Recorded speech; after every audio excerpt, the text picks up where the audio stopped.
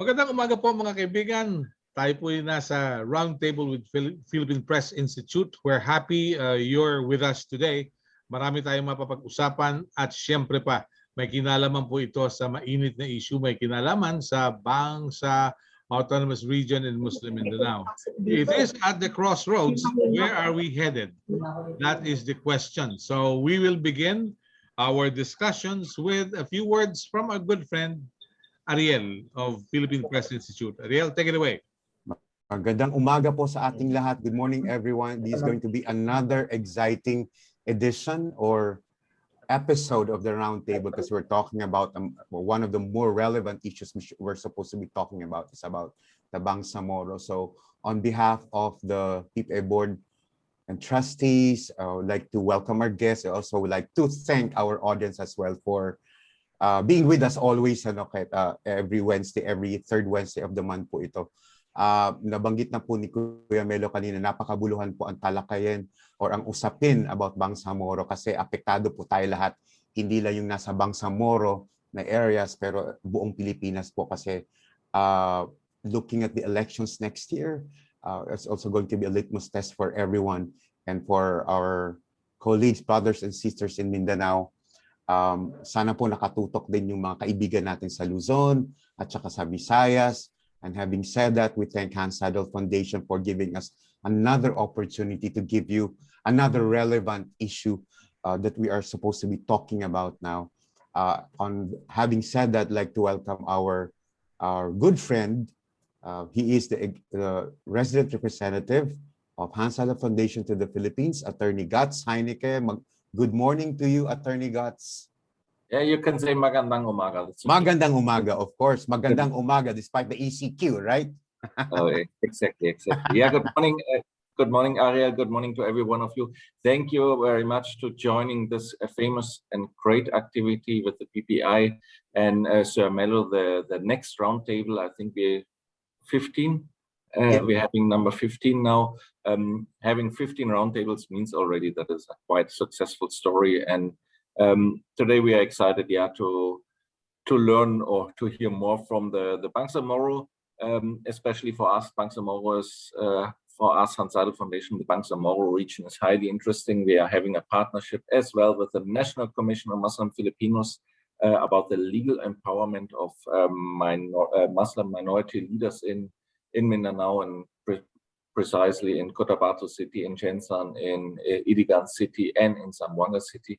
Unfortunately, due to the pandemic, we are not able to go there. So for that reason as well, I'm more than happy that we can discuss this morning, nevertheless, some issues about the Bangsamoro and about the upcoming elections. Therefore, Sir Melo, therefore PPI, excellent choice of topic. Let's start. Let's discuss. Good morning. Thank you. Good morning. This is our 52nd event or activity since we conducted training programs and events during this pandemic. So there's quite a lot already. It is. Kuya Melo. All right. Back to you. Thank you. I'd like to introduce our panel today. We have with us Undersecretary Cyril D. Carlos of the Department of Human Settlements and Urban Development. We also have with us the Honorable Sakur Tan, the Governor of Sulu. And we're expecting the Honorable Nagib Sinrimbo of the Ministry of Interior and Local Government, the spokesperson of the Barmm. We are also expecting Dr. Azucena M. Dayang Hirang, Assistant Secretary and Executive Director of the National Nutrition Council, and a congressman by the name of Muhammad Khalid Dimaporo of the 1st District of Lanao del Norte. He said he's not from Barmm, but he'd like to join. I said you should join us because you're the chairman of the Mindanao Affairs Committee of the House of Representatives. We're also expecting Dr. Romel C. Banlawi, a political analyst, political scientist and security analyst, and director for the Center for Intelligence and National Security Studies, and also Ms. Jalila Haji Sapien, a Maranao youth leader, a member of the Marawi Reconstruction Conflict Watch. So let's start. for the good Undersecretary Cyril Carlos. Tell us, what do we have from your department as far as the Marawi rehabilitation is concerned? Good morning. Please unmute yourself. Yes, Good, good morning, Melo. Good morning to the Philippine Press Institute and the Hans Seidel Foundation, and to the other members of the this roundtable discussion. As of now, we are on full swing as far as the rehabilitation of Marawi is concerned. Um, Mainly, our target is really to be able to finish uh, the projects by the end of this year. Unfortunately, we will not be able to finish some of these projects, primarily because the funds that were released to the implementing agencies were only released this second semester of this year. For example, funds for the construction of 8 school buildings, 8 of the 10 school buildings were only released second semester of this year, and so we cannot finish the construction of a 4-story, 20-classroom building in 6 months. However, we were guaranteed by the Department of Public Works, who is the implementing agency of the Department of Education, that they will be able to finish these 8 school buildings by the end of March of 2022. Now, other projects, for example, the mass construction of all the roads inside the most affected area will be completed by October of this year. It's not just the roads. When we say the roads, this includes the new water distribution system for the residents of the most affected area in Marawi. This includes the drainage system that will be linked up to a sewage treatment plant in order to filter the water before it is returned back to the Agus River. Um, then, of course, in the primary roads, you would see that the electrical systems will now be underground. We eliminated the post, except for the construction of solar-powered light posts in the primary roads in order to avoid uh, dangling wires along these roads. Then, of course, we already also are in the construction of some of the mosques. In fact, we already inaugurated ribbon cutting of 2 mosques that were completely restored, rebuilt in the past 2 months. Next week, we are going to inaugurate again two more mosques of the total of 11 mosques that are under construction. Then, of course, barangay halls are also in full swing. 24 barangay halls. These are the projects of the local government unit. Now, Peace Memorial Park, the museum, a school of living tradition, which is actually going to teach the Maranaos the various what they call technical or handcrafting, which is a traditional work of the Maranaos. So there are still a lot of things that are, of course, the public market. One of the things that is important actually in the most affected area is the public market, primarily because the other municipalities that live around Lanao Lake actually bring their merchandise to Marawi for selling. And this public market is located right in front of the port area that will also be repaired. in order to encourage the what they call this economy of the municipalities around Marawi. We looked at old pictures of Marawi, and we saw that during those times there was really heavy trade between the people around Marawi, around the lake to Marawi. They had bigger what you call bangkas that actually transport people. There were big bangkas that transport also goods.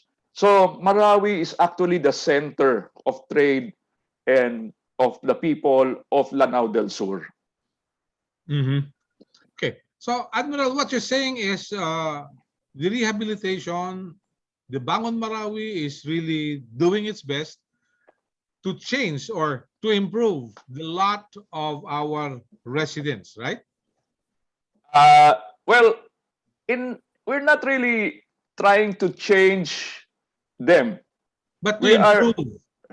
yeah, we're providing them essentials. Okay. Okay. I forgot to mention, we are also in full swing of constructing 1,800 permanent, no, that's around 1,800 permanent shelters by the National Housing Authority and around 400 permanent shelter areas by the Socialized Housing and Finance Corporation. Okay. These permanent shelters will actually house people who were displaced from who were living in the beside the lake and who were living along the Agus River. So this was like a clamor to them because before they were when water goes up, they get flooded. If it rains very hard, they get flooded. So now we are providing them with permanent shelters in a very secure area. Mm-hmm. Okay. Well, thank you. That's the initial statement from the Department of Human Settlements and Urban Development. We have Governor Abdul Sakurtan of Sulu. Governor, good morning and welcome to the discussions. How are things going in your area, which is part of the Barmm? Magandang umaga po, Governor. Ay, magandang umaga naman, Melo, at maraming salamat sa pagbigay ninyo ng oportunidad na makasama dito sa programa na ito. Opo. Anong balita sa inyo? How are things going? How has the Barmm, addressed the needs of people in Sulu? Well, so far, yung peace and order natin dito, maganda. Ang situation ng COVID is even much better, and I'm sure far better than so many areas in the country. So, doon sa Barmm, ang problema namin, of course, nasabi ko naman, hindi sa pag-aano namin, hindi sa lagi namin inasabi na hindi maganda, pero ang katotohanan, Yes, Governor. Sinasabi namin sa kanila ay nandiyan na lahat ang competence sa inyo. So, for example, dito, ba't hindi pa ninyo gawin permanent yan? Kailangan maging permanent na yan para hindi mag-aalangan. Full complements na yan kasi may pera naman. So, yan ang sinasabi natin dito. We are encouraging members of the parliament and members of the cabinet, so that they can be guided by the way how we live here, and of course the challenges that we are into dito sa Sulu, at makita din nila na ang mga pangangailangan at saka mga improvement dito sa ating lalawigan. Mm-hmm. Okay. Thank you very much. Congressman Muhammad Khalid Maporo, you are the chair of the Mindanao Affairs Committee of the House of Representatives. Are you satisfied with the way things are going on at the Bangsa Moro Autonomous Region in Muslim Mindanao. Are you satisfied with the way they respond to the needs of the people? Uh, good morning, Morning. Melo, and Mayang buntag, and assalamualaikum warahmatullahi wabarakatuh to all those that are here today. Yes, well, not only am I chairman of Mindanao Affairs in the House of Representatives, but I was also a principal author of the Bangsamoro Organic Law. And on top of that, Melo, on my first term as governor, I was vice chairman of appropriations for the ARMM budget. So from an outsider's point of view, because I represent Lanao del Norte, which is part of Region 10, um, uh, frankly speaking, the Barmm or the BTA fell short of expectations. For us in Mindanao, it's not really the black grant. It's not really the establishment of a parliamentary government. What will benefit us in the Mindanao region is the peace agreement. And the peace agreement has been moving in such a slow snail pace. This is the normalization process for the Mhm. MILF. And when we've been discussing it in the House of Representatives, there's a lot of finger pointing. It's because of the MILF. It's because of the national government. It's because agreements haven't been, adhered to, and so forth. So yes, in a whole, in a nutshell, what we were expecting to achieve before the end of the Duterte administration is falling short of its targets. Mhm. And to which factors would you attribute the delay without necessarily doing some finger pointing? Well, if you're talking about the peace agreement and the normalization process, because there's two, there's the political track and there's the normalization track. In my opinion, as far as the normalization process is concerned, there has been a lot of empty promises being made. For example, they promised that MILF combatants will be given 1 million each as a package. And I didn't believe it. I reread the comprehensive agreement on the Bangsamoro, and I reread the framework agreement on the Bangsamoro. Nothing there stipulates a fixed amount of 1 million pesos. Well, for some reason, that's the agreement that's understood on the ground. So now either the Barm government or the national government through OPAP have to find out to appease the MILF combatants, so the MILF leaders will not lose face and can convince the other batches to um, peacefully join mainstream society.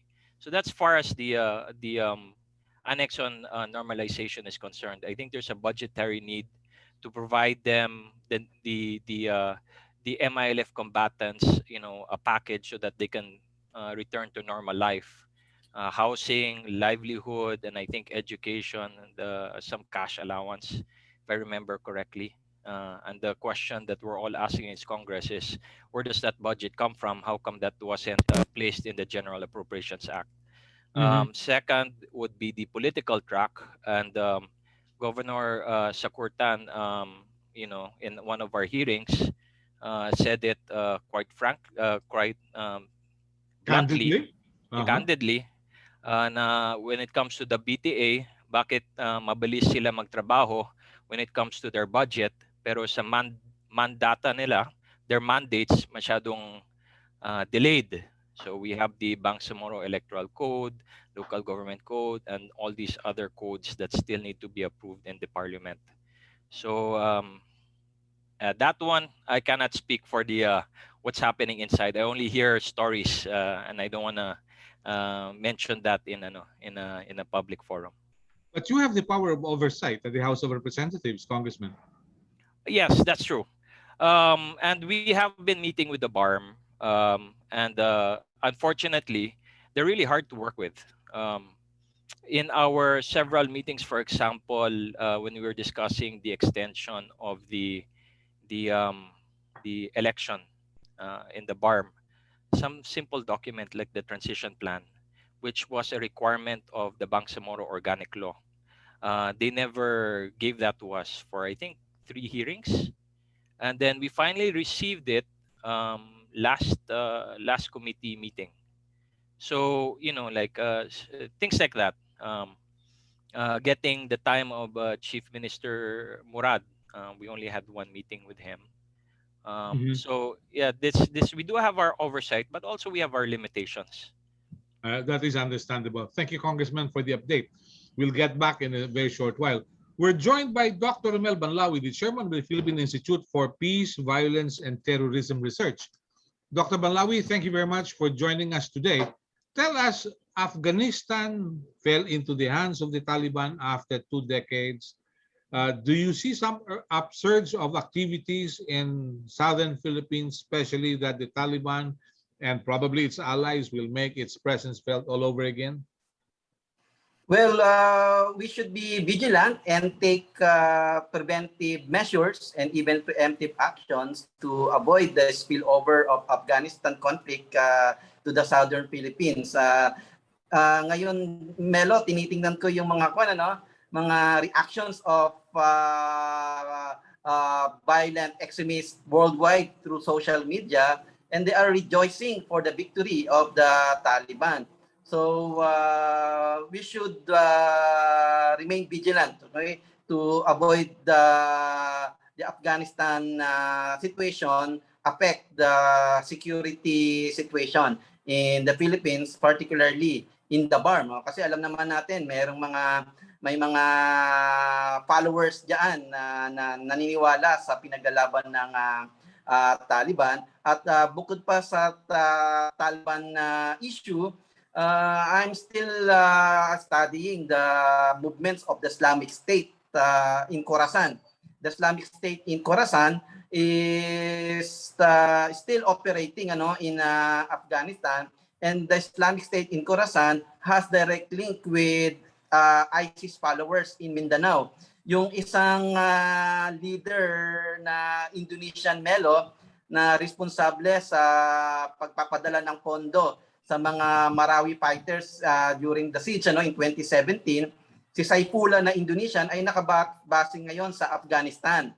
At nung namatay si Isnilon Hapilon, si Saifullah ngayon ang tinatayong point man ng Islamic State sa Southeast Asia. So yun ang titingnan natin yung movements ng mga personalities na to, kung ano ang gagawin nila for the next days, kung ano yung mga movements nila, and prevent them from doing any violent attacks. Yeah. From the outside looking in, there's this agreement between Indonesia and Malaysia and the Philippines to jointly patrol the common sea lanes. Do you think they've been successful in doing that? And were they able to prevent people from crisscrossing the waters between these countries? Well, Melo, there are some achievements. However, there are also rooms for improvement kasi yung patrol ng tatlong bansa na yan ay coordinated patrol and not a joint maritime patrol. So yung coordinated patrol na yan, Melo, ay is posing many limitations also. But it's a good thing that the three countries have started cooperating in order to ensure the security of that tri-border maritime domain, Oo, yung Sulusi and sa Celebes Sea. But there are many rooms for improvement, Many rooms for improvement para rin ma-improve yung coordinating activities nila at para din ma-strengthen yung patrol nila. So may mga achievements sila over the past few years, pero marami ding mga challenges na kailangang harapin ng tatlong bansa na to, lalong-lalo na between Indonesia and Malaysia, and Indonesia and Philippines and Malaysia. When it comes to Philippines and Indonesia, we don't have any serious problem kasi we can go along very well. But with Malaysia, medyo may mga challenges tayo dahil may mga issues that we really need to address. But the good thing, the three countries are cooperating already. I see. It doesn't have anything to do with the Sabah claim? Well, it can be put in the equation, but Malaysia and the Philippines are trying to overcome any challenges coming from the Sabah issue. So, depende kasi yan sa actions ng Pilipinas. Kung magiging assertive tayo sa actions natin over Sabah, that will also create reactions from Malaysia. And any reaction from Malaysia can also affect the implementation of the trilateral agreement to jointly patrol the tri-border maritime domain. Thank you very much, Dr. Banlawi. Undersecretary Carlos, you mentioned that there was some delay in the release of funds. Would you have an idea what caused the delay?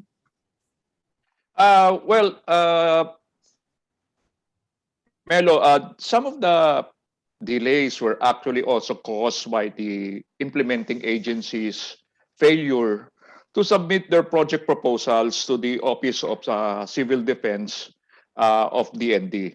Primarily, the Marawi Rehab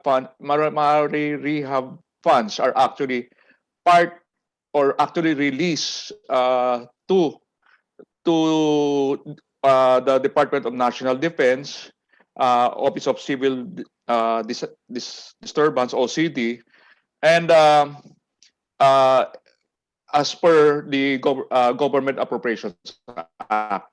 So there are still actually 3 projects that have wherein they have not yet forwarded their requests for funds, but we have already reserved funds for them, and we already gave a deadline for them to submit their project proposals. Otherwise, we will what they call use these funds for projects that we already programmed for 2022. There are some, there will be some funds required for 2022.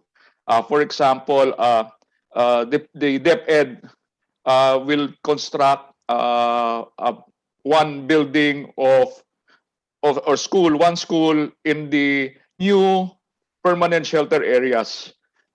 So we have already programs for 2022, and we can use that for the 2022 projects.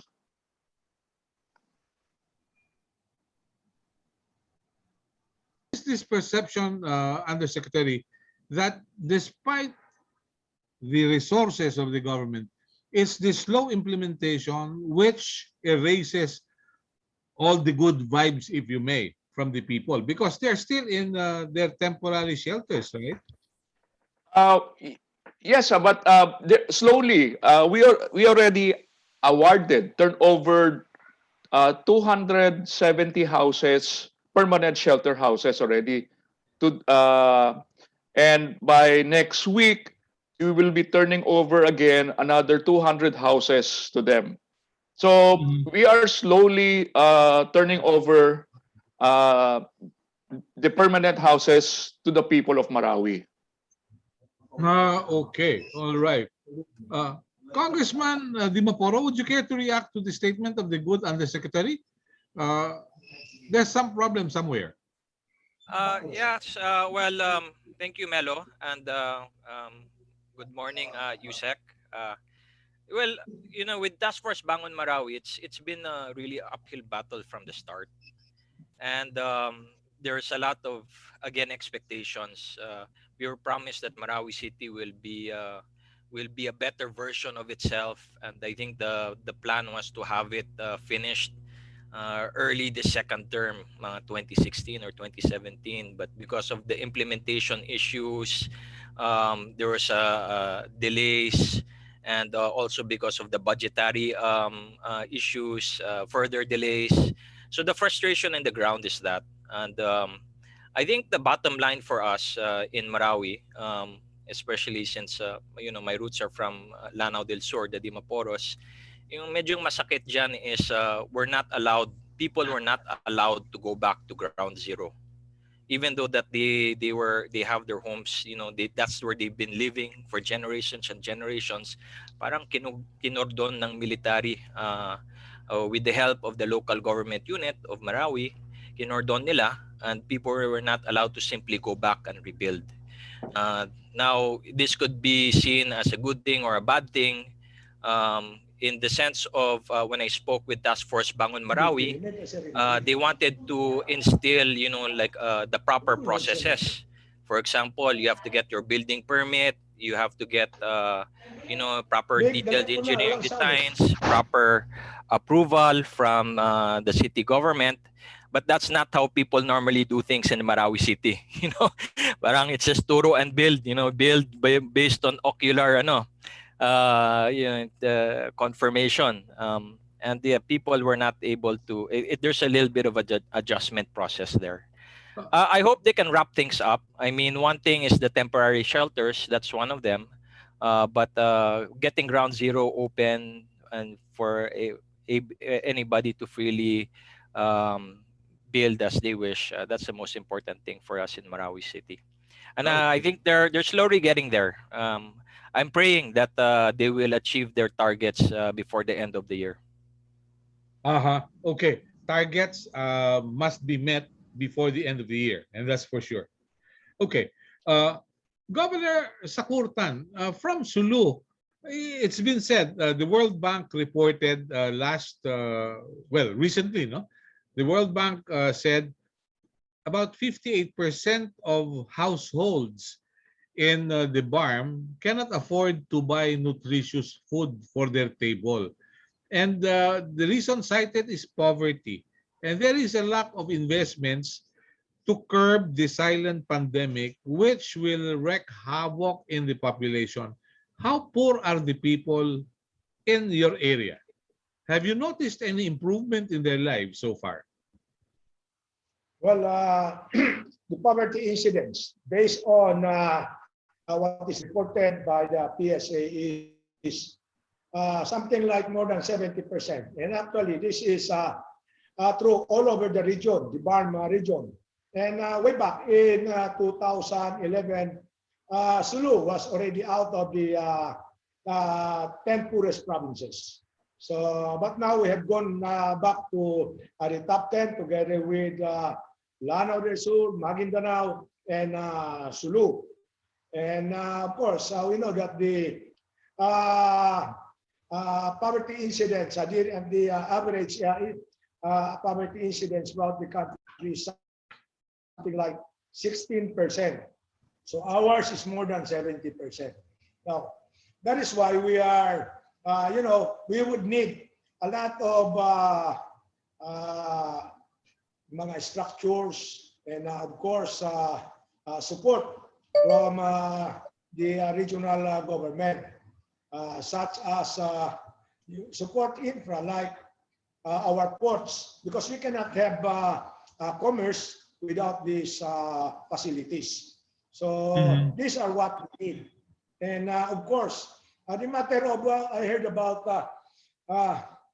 matter of construction of shelters for the indigents and the homeless. Disconnected. Yes, yes, Governor. We have been saying that we should build bigger ones because we have to give some dignity to our people and not treat them like they are refugees in their own land.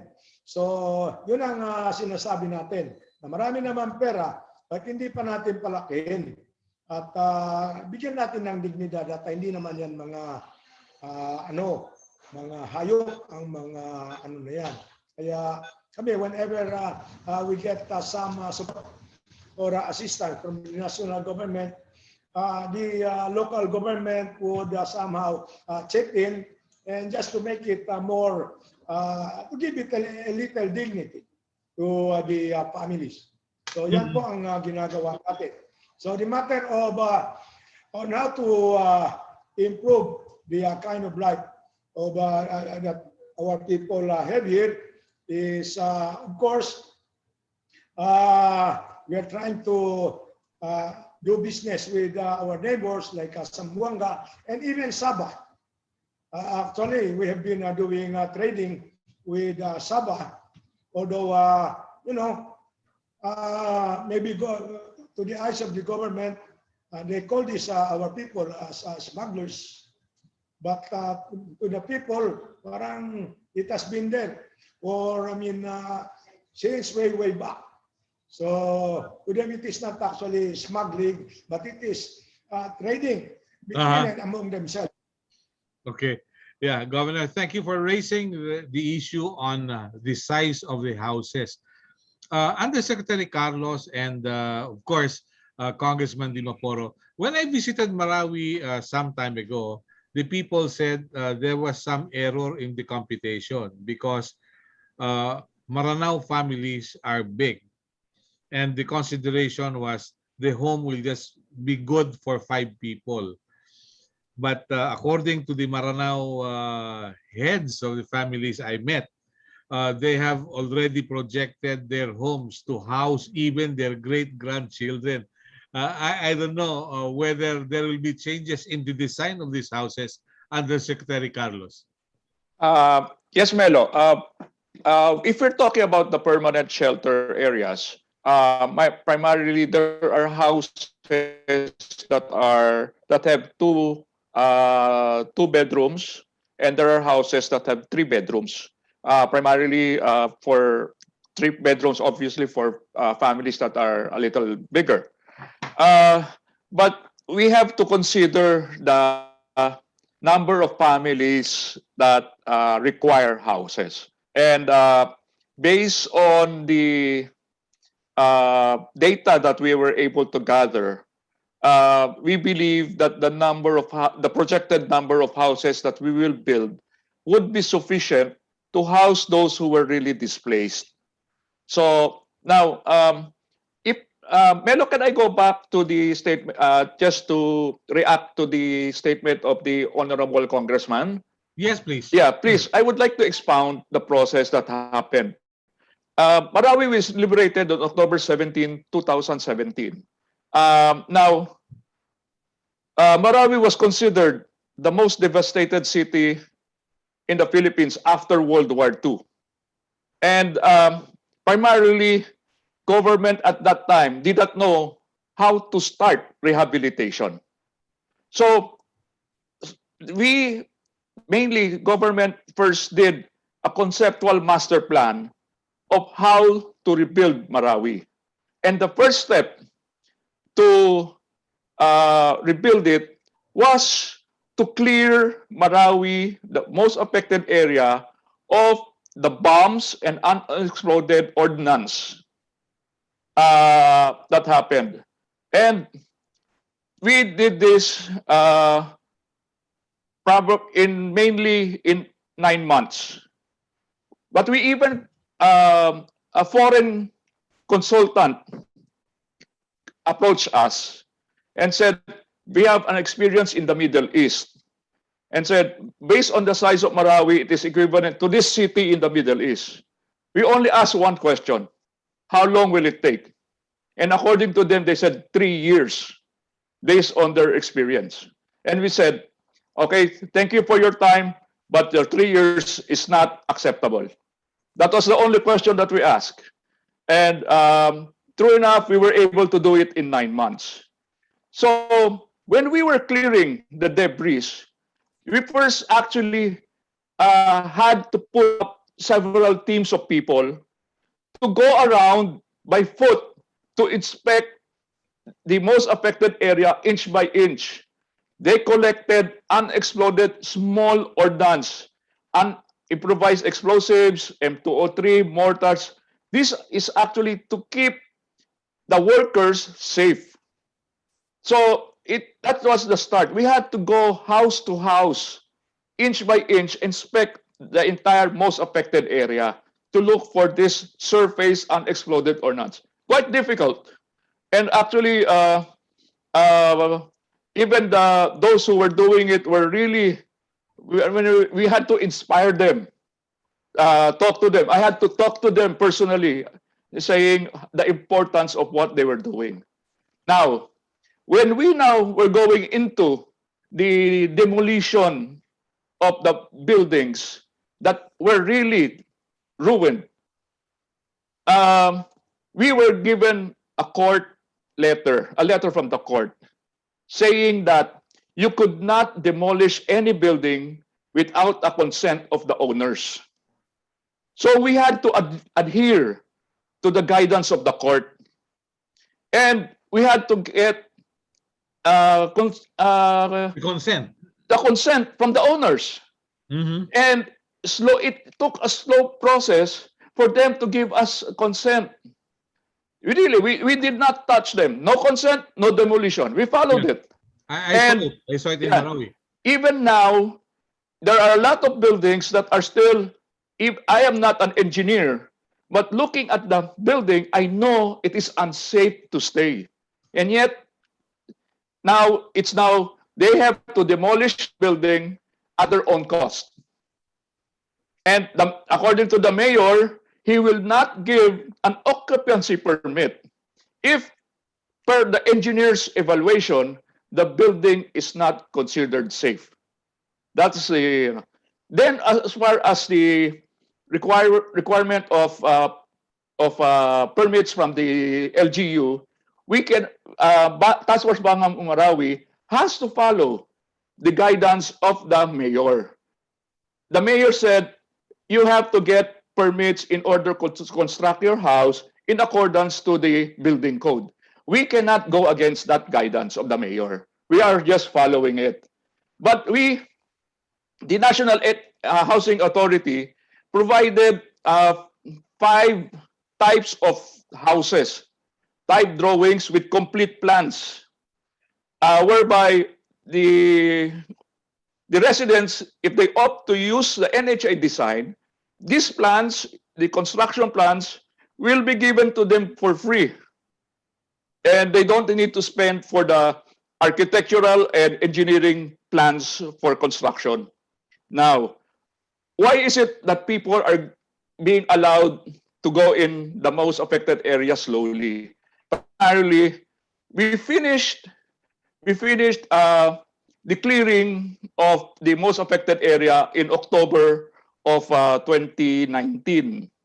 Now, during that time, we already allowed people in sectors 1, 2, and 3 out of the 9 sectors to come in. Primarily because the houses there were not really damaged. They were able to repair their houses, and a lot of people already have moved into the sectors 1, 2, and 3. Now, why are we not yet letting people in? Primarily because the ongoing road construction, there's a lot of construction going in, whereby it will be unsafe also to the population, that they will go in despite the ongoing construction. It would be very, very difficult for them to just go in. We allow people who pass the roads of Marawi going to the other municipalities of Lanao del Sur to pass Marawi and the most affected area, but those are established roads. Because we do not also want to stop traffic for those going to other municipalities. But for the main population to come in to to build their houses before the roads are finished, it would be quite unsafe. So we are just appealing to the population of Marawi. We will finish the roads by October. And by October, you will be able to come in and build your houses. That's the appeal. It's for their safety. That's it. Melo, can I answer, rebuttal that? Yes, please, Congressman. Yep. Well, first, thank you for clearing with everybody yung side ng NHA, Yusek Carlos. But Melo, the answer of Yusek Carlos is exactly the problem we have with Task Force Bangon Marawi. It reeks of cultural insensitivity. Can you imagine Marawi, the Islamic center of Mindanao, as far as Maranaos are concerned, a highly populated urban area, and all of a sudden after the war, families who have been living there for generations after generations, you have military saying, bawal pumasok kayo rito. Because ito yung order ng Task Force Bangon Marawi. At first, the explanation was martial law. After martial law, what's the next explanation? because we have ongoing rehabilitation program. You know, the people are not stupid.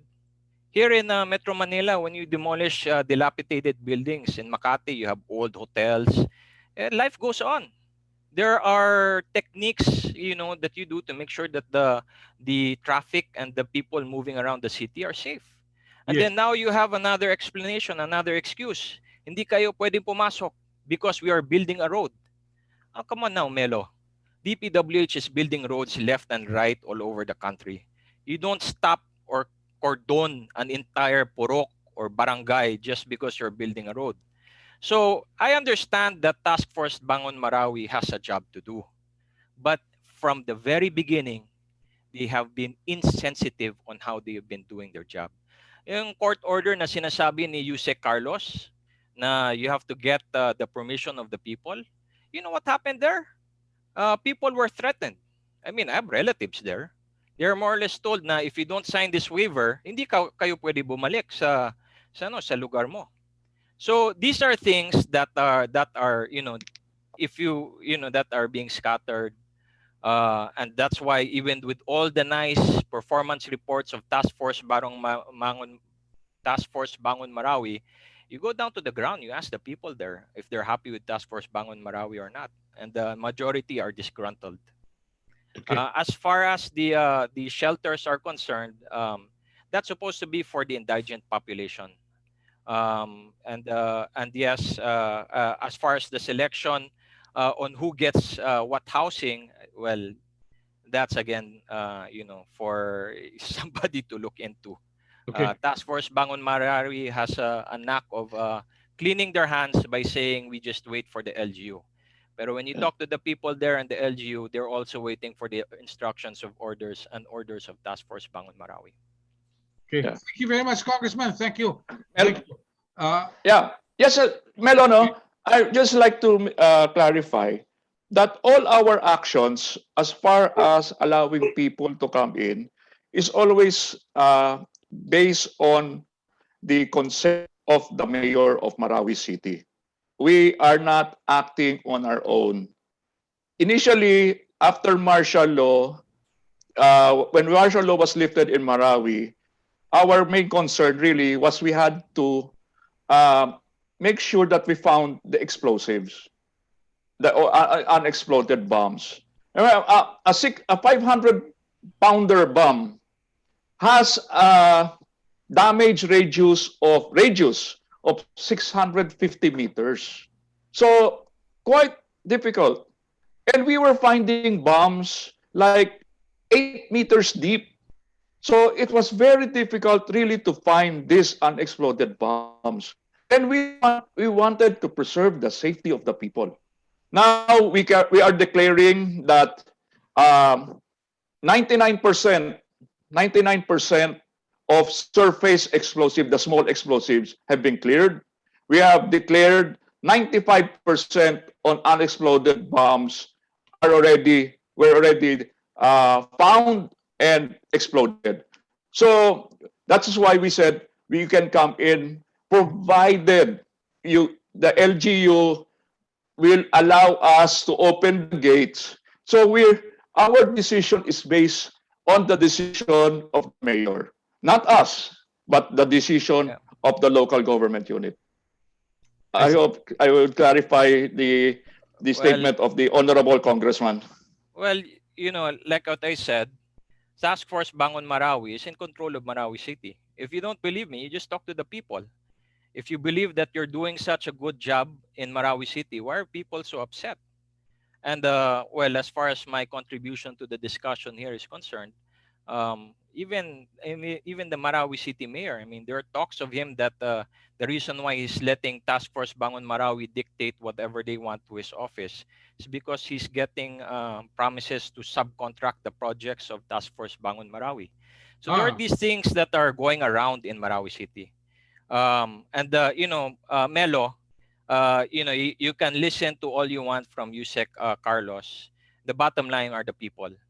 It's okay. whether or not they're happy with the task that's being done in Marawi City, and well, for as far as I'm concerned, people are upset at Task Force Bangon Marawi. Yeah. Okay. Thank you very much. We have some reactions a bit later, but I'd like to acknowledge the presence of Assistant Executive Director Rita Pape of the National Nutrition Council. She's with us today, representing Dr. Azucena Dayanghirang, Assistant Secretary and Executive Director of the National Nutrition Council. Yes, Madam Rita, the World Bank released a study about the silent pandemic, and a specific mention was made on Barmm. What do you have to say about this? Are you not disturbed by the report of the World Bank? Paki-unmute lang muna, Madam. Yes, please. Okay, go ahead. Could hardly hear you. Hindi po namin kayo marinig. Hindi niya kasabihan yung mask niya. Yes, hello. Hindi kaya naapektuhan ng mask yan? Madam, hindi ko po kayo marinig. Is it, well, yan, okay. Subukan natin. Baka dumaan sa bidding yung microphone ni Madam Rita. But she could hear me. She could hear us. Problem is, hindi namin siya marinig. Madam, siguro, babalikan natin sandali si Madam Rita. Paki-restart po ng inyong computer. Okay? Paki-restart po ng computer. Something may be wrong with the computer. Okay? All right. Ali Makabalang from Cotabato City is with us. Ali, what are your concerns? Please go ahead. Assalamualaikum warahmatullah. Kapayapaan kunawa ka sa inyo. Gusto kong susugan yung sabi ni Congressman sa mga pagkukulang. Alam po niyo, ang Marawi City is my birthplace. Isa sa mga areas dyan is Marinaot sa Ground Zero. Pinaanak ako dyan 66 years ago. Really? And, yes. Matanda ka din pala, no? And this is my 44 years in media comedy. Okay. Yes. So what's the problem? Alam po nyo, no, siguro nalathala ko na ito in Manila Bulletin that gusto kong maunawaan ito ng publiko kasi bilang isang residente, hindi lang bilang journalist, ramdam namin ng taliwas sa ginagawa ng gobyerno sa gusto. Tama yung sinabi ni Congressman Dimaporo na it breaches cultural sensitivity. Una, as early as 2 months before the paglusod po ng mga Abu Sayyaf and Maute group, which was originally called not the Dawla. Anyway, I forgot the term. We reminded the military, the civilian, the police. I told them personally that there is going to happen a siege. I know this because the two brothers of my sons-in-law were recruits of Do we Abdullah and need to Umar. restart the computer? But nobody Okay listened. Now, nung nag-siege na po, ito po ang pinaka-basic na dapat malaman ng tao. Kapag may daga ba sa isang bahay, 3, 4, 5, 10, 30, dapat mo bang sunugin ang bahay? Buong bahay? The government could have commissioned 300, 400, 1,000 snipers to fight the people there without the necessity of displacing the entire people. Bombs killed hundreds of innocent civilians, including my relatives. Displaced everybody. Ayoko na pong nito. Tapos nag-rehabilitate po ng program sa planning pa lang. Palpak na. Bakit? Ultimo, you can verify this with Assistant Secretary Emil Sadain, who is like my younger brother. Sabi niya, parang hands off kami, Brother Ali. O yan, kasi ngayon ko lang nakita na ang major infrastructure project planning, hindi kasama ang mga stakeholders, meaning yung nasiraan. Ang pinakikinggan lang kung sino ang tinuro ng task force Bagong Marawi na representante. Well, palpak ko, ito pong question ko, pinaka-basic Camilo. Tinanong ko sa Task Force Bangon Marawi ito. Kasi ang displays na accounted ng international and local institutions, still, displays, hindi pa nakakabalik. 40,000. Ngayon, ang question ko po sa Task Force Bangon Marawi, itong na-displays na kalat ngayon sa iba't ibang parte ng Pilipinas, some of them being hooled up by unscrupulous police dahil nga tataniman ng druga at maano, triple whammy ang dumating sa kanila. Displays, tinamaan ng pandemic, missing pa sila. Who is now in charge of tracking down the locations of these people and let them return? Vis-a-vis the promise again and again of the Task Force Bangon Marawi that they can return and rebuild their homes, their lives from the ashes of havocs in Marawi City. Okay. Sino po ang nagtatrack at kailan po nila nalaman ito? Ako po may mga alam na akong pamilya as far as Standard City. Okay. I'm asking the Undersecretary po. Okay. Thank you, Ali. Thank you. Thank you for the contribution. Mr. Undersecretary, please. Yes, Melo. Well, one of the initial projects of the Task Force Bangon Marawi, with the help of the World Bank, we did what we call a katanor.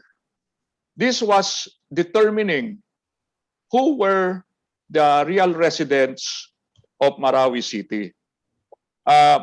Marawi City says that it has a population of around 250,000. Now, so that's the entire Marawi City. That's the 96 barangays. The most affected area is 24 barangays. Now, for the most affected area, initially, they were saying there were 40,000 families were affected. However, based on the katanor, based on the census that we gathered, this was trimmed down to a realistic 19,000. And primarily, we just asked them, the people, can you just give us a sort of proof that you were staying in this place? Proof means to say a receipt of your water bill, a receipt of your electric bill, a receipt of that you were paying real estate tax. So we just wanted them to prove that they were really residents. And this is in line with the help of the World Bank. So, and of course, we also did the DNR together with the Land Registration Authority. We did a survey of the entire real estate in the most affected area. Because one of the problems in the most affected area was overlapping claims of land. So, overlapping claims. So, very difficult.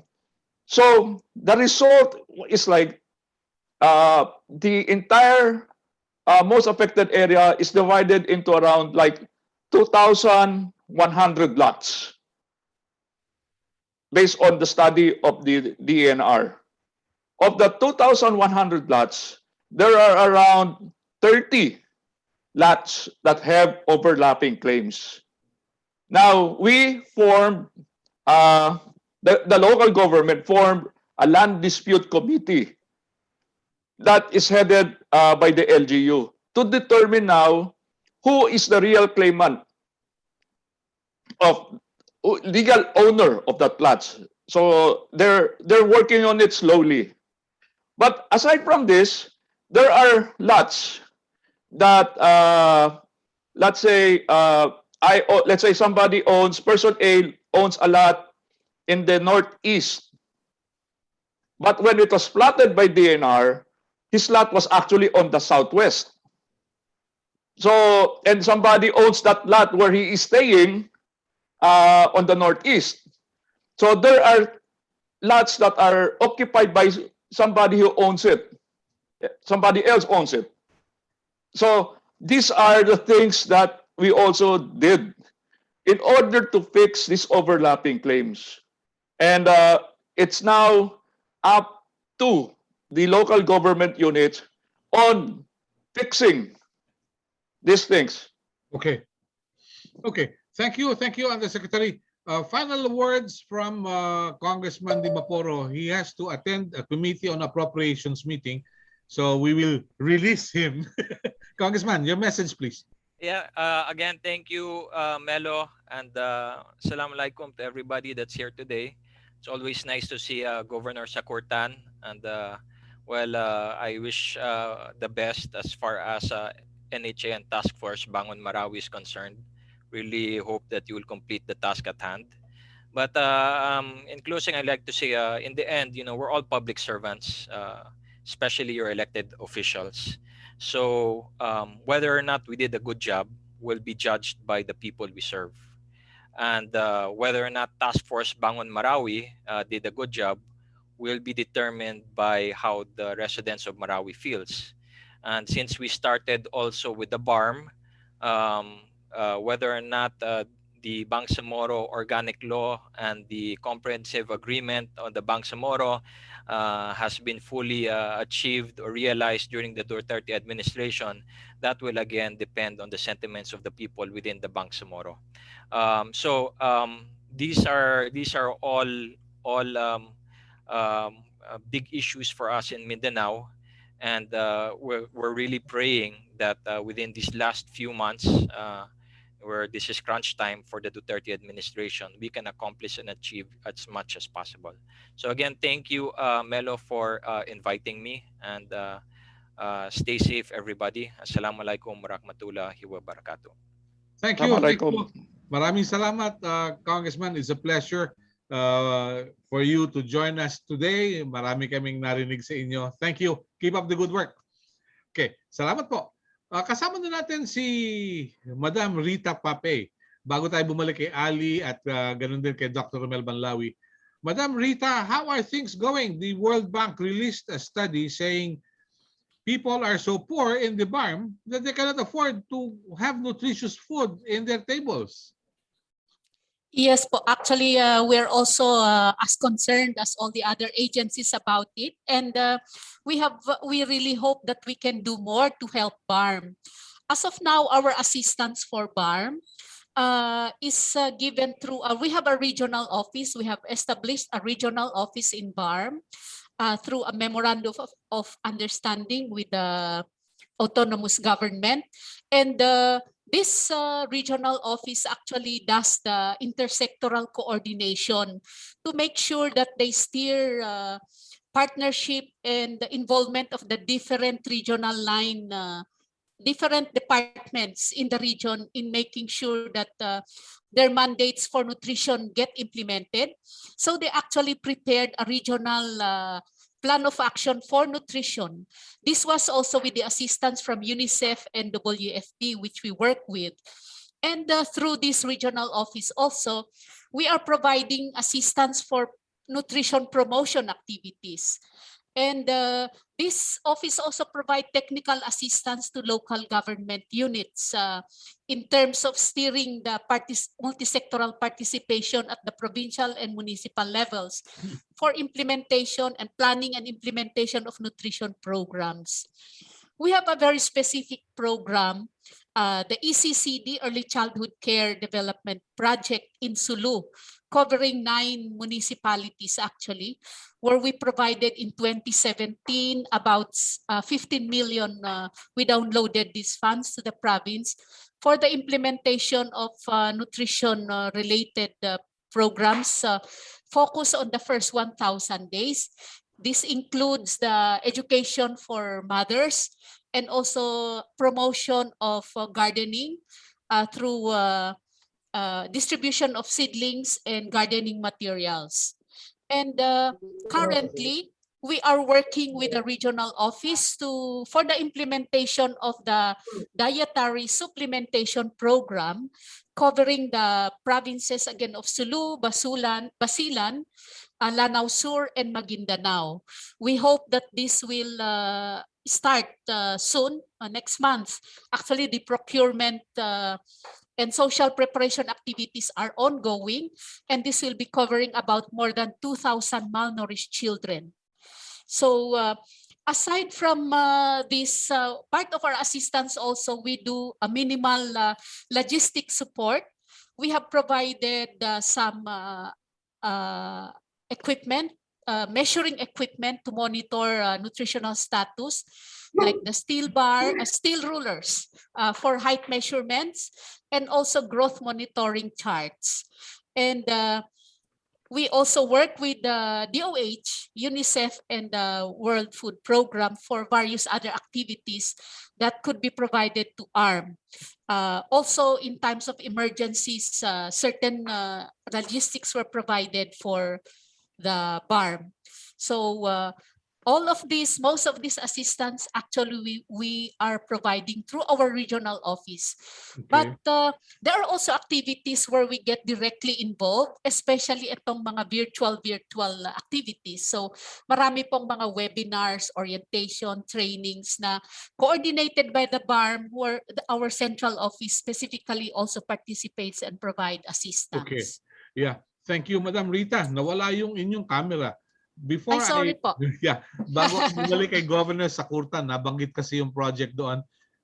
Romel, yung bang poverty, may relasyon sa separatism at sa malnutrition?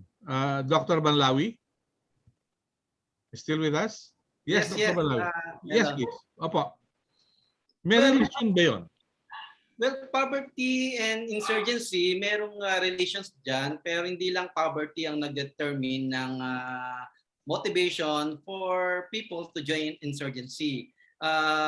Poverty because of relative deprivation. At yan ang isa sa mga ina-identify na causes of rebellion, worldwide, kahit saan lugar yan, relative deprivation. So, and that relative deprivation is associated with poverty.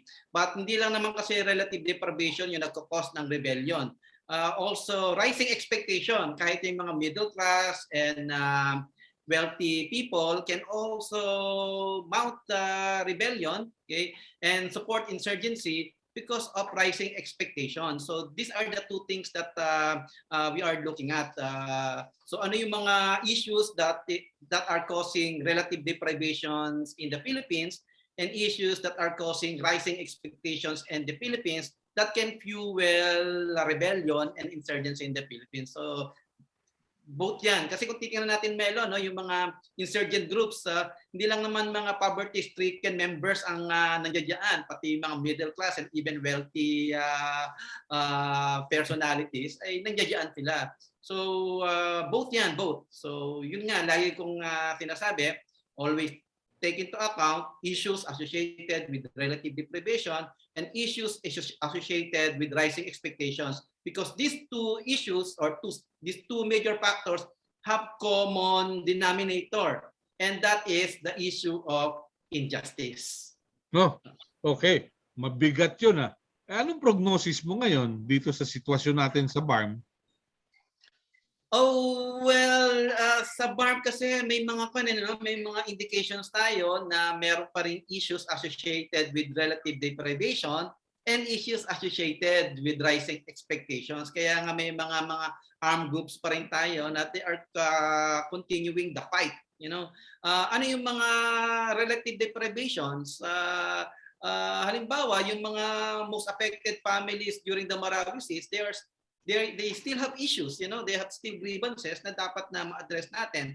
Ano naman yung mga rising expectations? Kasi may mga personalities pa rin that they want Barmm authorities to do more than what they are doing. Kaya nga they are continuing the rebellion, yung mga people associated with the Bangsamoro Islamic Freedom Fighters at iba pang mga pro-ISIS elements. May bagong grupo tayo ngayon sa Central Mindanao, yung Hasan Salahuddin Group. Ang Abu Sayyaf Group ngayon ay nag-evolve into a new form again, especially yung new dynamics happening now in Suluyan. I hope Governor Sakurtan will prevent these things to happen, and another dynamics happening in Basilan. So ito yung mga grupo na to na may mga issues associated with relative deprivation and rising expectations.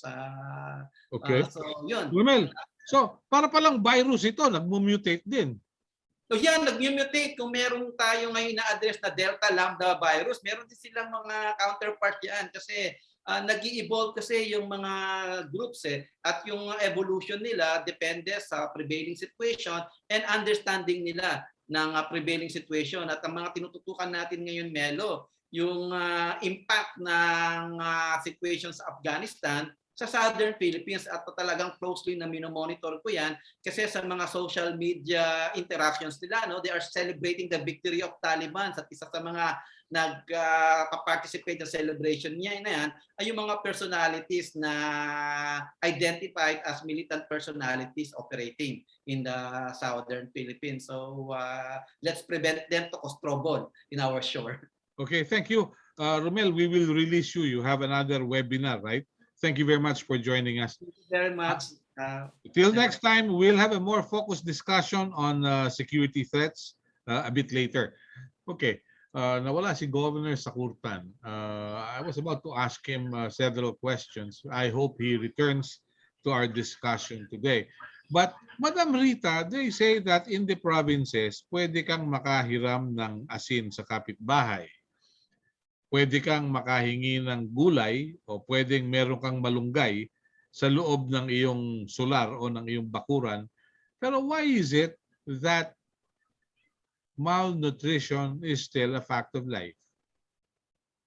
Well, ang ano po kasi talaga, ang malnutrition has various causes na minsan ano ba yun, culture specific sometimes, perhaps the cultural practices and ano yung nangyayari sa community, belief systems also has to do with the malnutrition. So part of the programs that we do is actually nutrition education, targeting the mothers and the caretakers. So parang behavior change talaga ang kailangan. And that's why actually the people in our nutrition office there, they are from Barmm mismo, and they do understand the dynamics and ano po yung mga kailangan talagang i-address when it comes to changing the behaviors. So they work closely with the health offices, the RHUs and the provincial health offices in making sure that they reach the mothers and they do education. Okay. And that is actually one of the focus, aside from the feeding that we have, yung dietary supplementation program. One of the big component of that is actually education for the caregivers. Yeah. Thank you, Madam Rita. Governor Sakurtan, nabanggit po ni Madam Rita na meron silang project dyan sa inyo sa Sulu from 2017. Nagkaroon po ba ng impact ito? Wala. Kasi hindi ko po alam yan eh. At so far, I'm not aware about the program of yung kay Barmm. Pero yung National Nutrition Council, walang coordination sa inyo? Wala po. Ma'am Rita, sana makabisita kayo rito.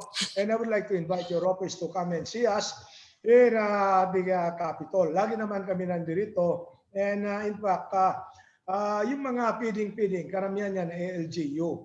At saka, actually, I do not even favor yung mga feeding, one-time feeding, pakakainin natin ng sabaw.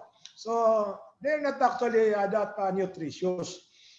People here, you know, I would think that we have nutritious pagkain dito, especially so that our food here are not refrigerated or are not frozen. We do not eat the mga frozen food because we have everything fresh.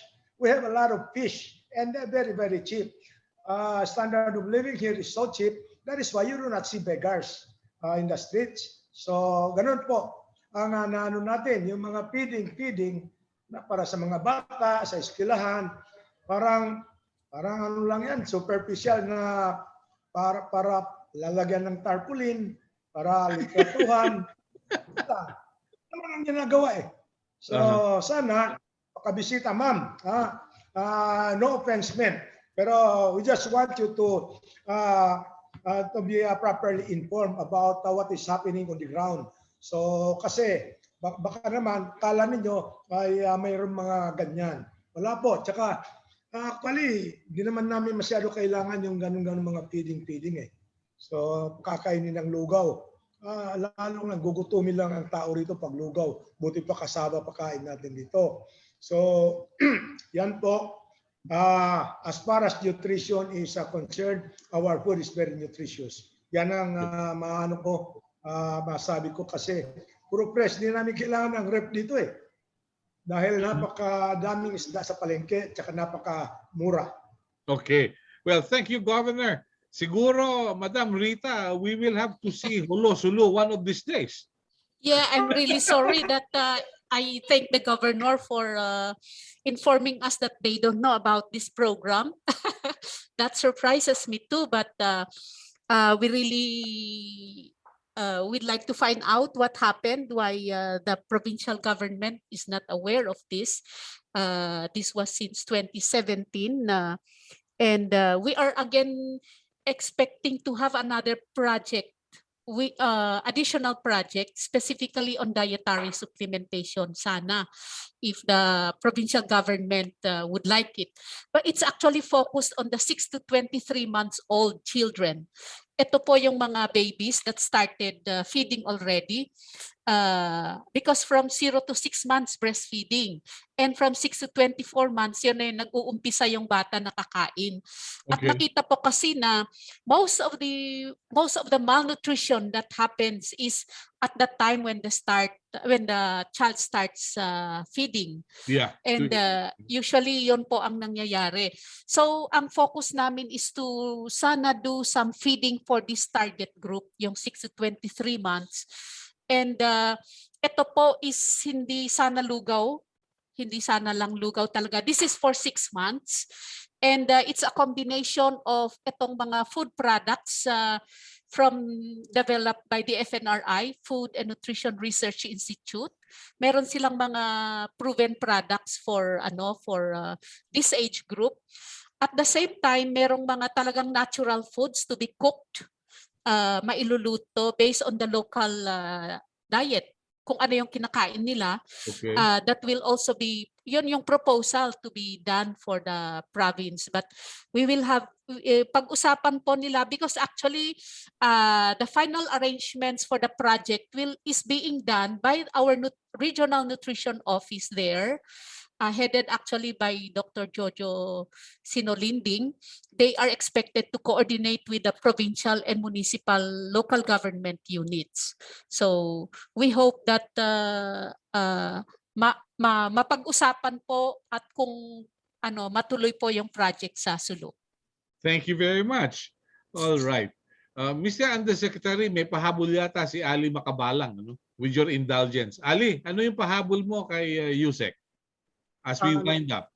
Actually, yung question ko kay Undersecretary, hindi niya nasasagot. Sino ba ang in charge sa tracking down of this? He disputed the figure, sabi 19,000 na lang. Well, is 19,000 not enough for the government to provide attention? Hinanap na yung mga missing mariner na 3 lang. Ito, 19,000. Name all the problems mentioned sa malnutrition, yung mga false expectations, nandiyan po lahat sa Marawi. So ano pa bang inaantay niya? Sasabog na lang yan. Hindi po, I'd like to suggest this, kasi hindi rin niya nasagot ni Yusek Carlos kung sino ang dapat magbigay ng focal attention.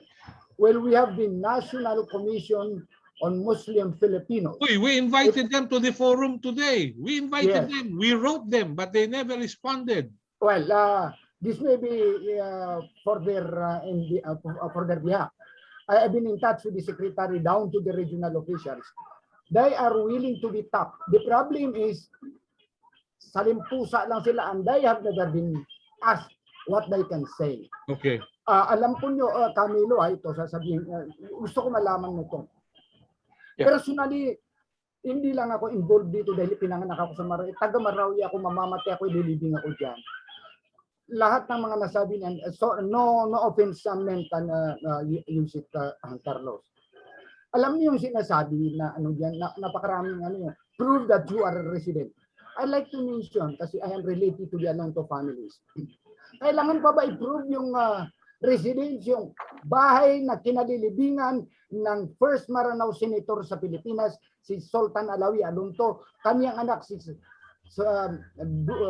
Senator Dumuco Alonto, the brother first Lanao Governor Madki Alonto, nakalibing sila diyan. Kailangan pa ba ipakita yon? And they are in the ground zero.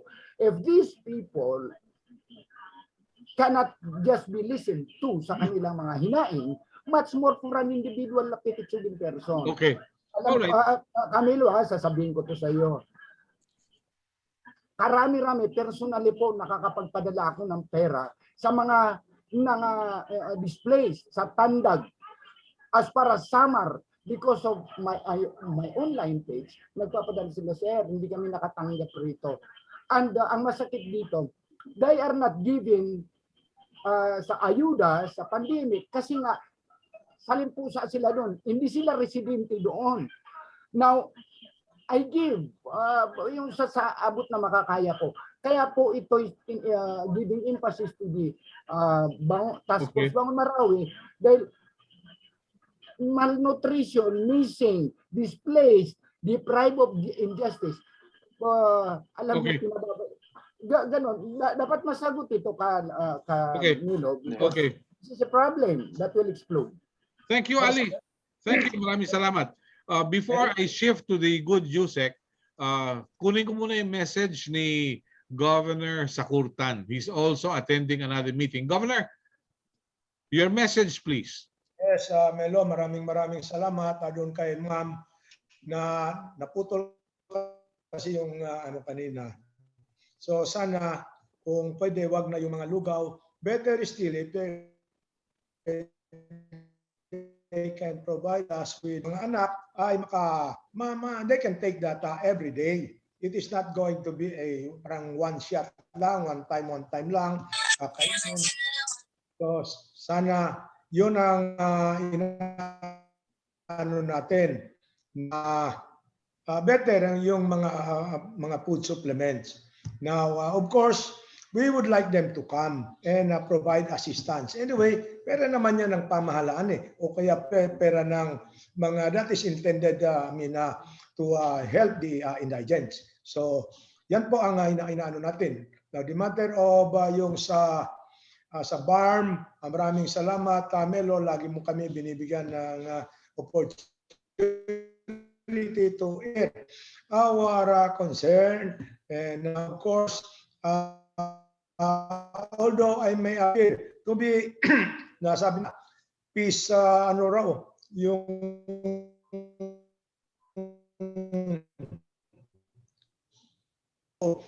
peace, hindi po totoo yun. Gusto ko lang, we just want to see a stronger and a better regional government. We want to strengthen the position of the Barmm. That is why we want an election, because in that way, they will be ensured of the security of their tenure, because they are not just appointed, especially so that they will have that morality to govern. And can you just imagine, sabi ko, if they will be occupying an elected position and yet they are appointed? What happens if the next administration would question that or appoint some other people or change the people governing in the Barmm? So para sa amin, sa mga Muslims dito sa Pilipinas, gusto na just like the rest of the country, we want to be at par with the rest of the Filipino nation.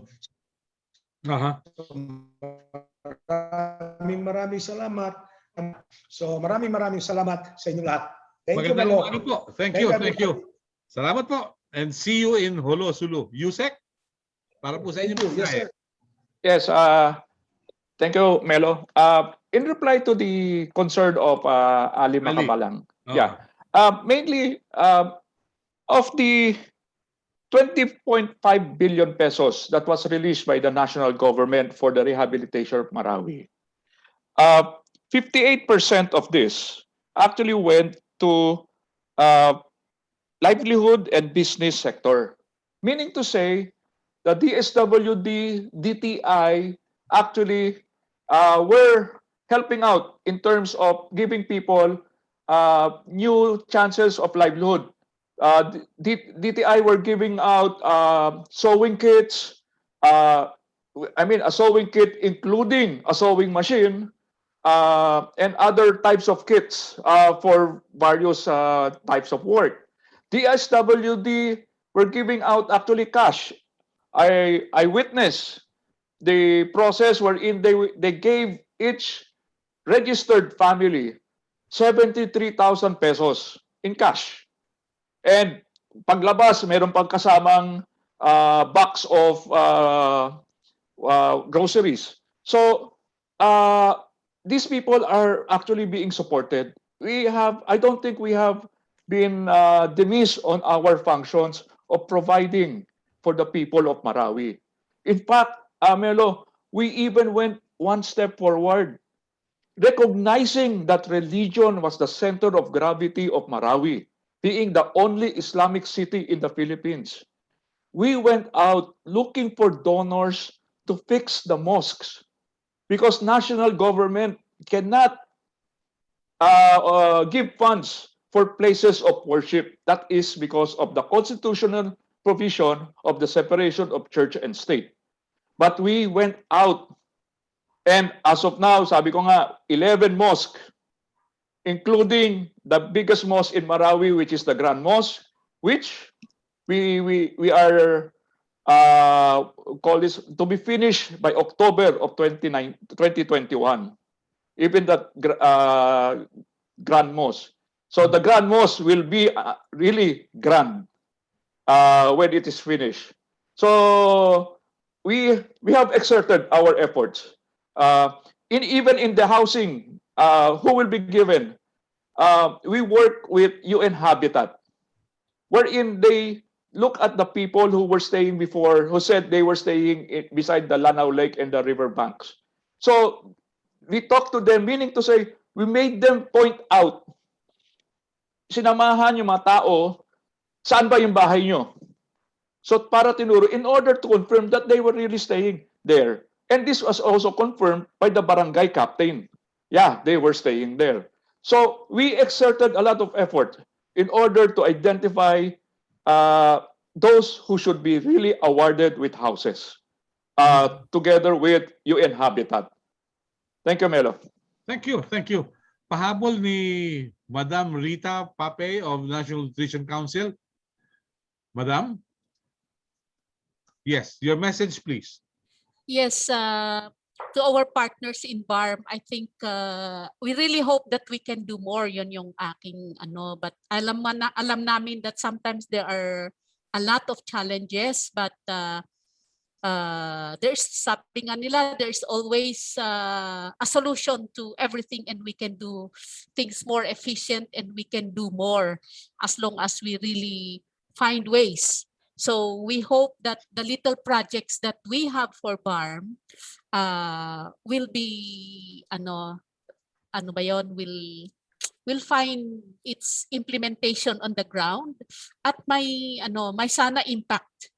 So yon po ang message namin sa kasama natin sa Barmm. Okay. Mga kaibigan, I'd like to say thank you to everyone who took time out to be with us. Pasalamatan ko siyempre, no? Si Yusek Cyril D. Carlos, mula po naman siya sa Department of Human Settlements and Urban Development. Kasama pa rin si Congressman Muhammad Kali Di Maporo, si Governor Sakurtan, si Dr. Melban Lawi, at si Madam Rita Pape ng National Nutrition Council. Ariel, para sa iyong final message before we say thank you to everyone, please go ahead. Ayun po. Okay, salamat po ulit sa pagbibigay ng importansya sa event na ito kasi po sa mga usapin na ginawa na ng PPA in the past, ito yung isa sa mga pinakamahalaga na dapat ipaabot natin sa publiko. So as we always say, in every roundtable ng PPI, we open it up to the public to really discern things, to tackle issues that have more importance to at least in our everyday discussion. So thanks very much, Kuya Mel, and to Hans Seidel Foundation. Okay. Mga kaibigan, with that, I bring to a close this discussion today. But let me have something. Teka, may pahabol yata may pahabol yata yung ating kasama. Teka, si Infinity Lee. Yes, ano yung message natin? Ay, oo, Carol. Carol, go ahead. Yung message mo. Paki-unmute na lang. Yes, Yes, good Carol. morning, everyone. We just like to invite everyone who are participating to please take part in the online survey. The link will be posted in the chat box. And also for our online audience, please participate in that so that we have a better idea how we can better improve future activities. Thank you very much. Thank you, Mello. Thank you, Carol. Let me end by saying thank you to everyone. Walang hanggang pasasalamat po sa inyong paglahok at pagdalo. Ang sabi, it is not our diversity which divides us. It is not our ethnicity or religion or culture that divides us. Since we have achieved our freedom, there can only be one division amongst us, between those who cherish democracy and those who do not. And the message and the quote comes from Nelson Mandela. Thank you. Have a nice day. God bless us all. Thank you very much. Thank you. Thank you. Thank you, Melo. Stay safe, everybody. Bye.